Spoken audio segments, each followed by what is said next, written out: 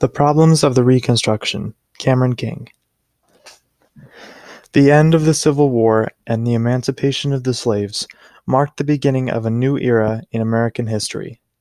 But along the way, the healing nation hit many speed bumps. The Reconstruction of the United States was a bumpy road full of disagreement and discrimination. During the war, many slaves escaped without secrecy. Most of the men who enforced rules against slaves were off fighting the Civil War. So the women, children, and elderly that were left behind feared armed slaves who wanted revenge on their former masters.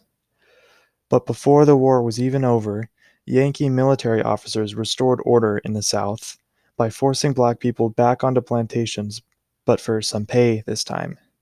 Later, President Lincoln and his proclamation of amnesty and Reconstruction, and the Congress, with their Wade Davis bill, disagreed on who should be in charge of the Reconstruction.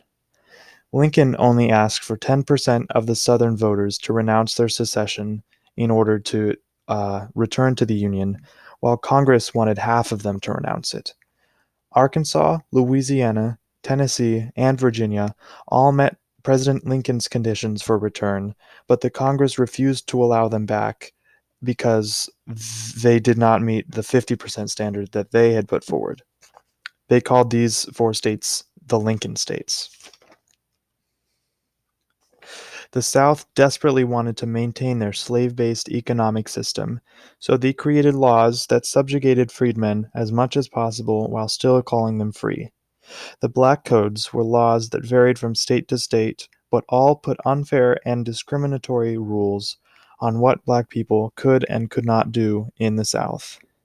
The later Jim Crow laws enforced public segregation and weren't repealed until 1965 in some places.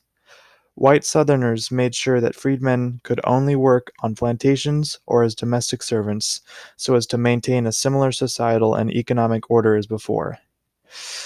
This created a system in which the black people were indebted to the plantation owners and couldn't escape working for them because they couldn't pay off their debt because they weren't paid enough.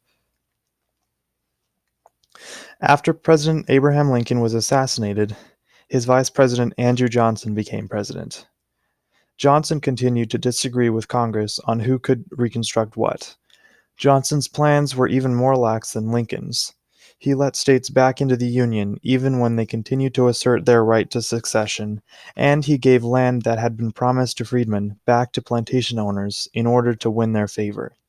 He vetoed bills aimed to combat the Black Codes as invasions of the states' rights. The Congress overturned his policies in 1867 and created what was called the Military Reconstruction Act. It put Union generals back in charge of the former Confederacy, and they would oversee the creation of state constitutions that allowed for equal rights and universal male suffrage. President Johnson vetoed this, but Congress overturned it with a two-thirds majority. The always stubborn Johnson started firing officials without Senate approval. This caused an impeachment hearing. After failing to be impeached by a single vote, Johnson finally calmed down and called it quits. He let the Congress finish their Reconstruction pretty much unhindered from that point forward.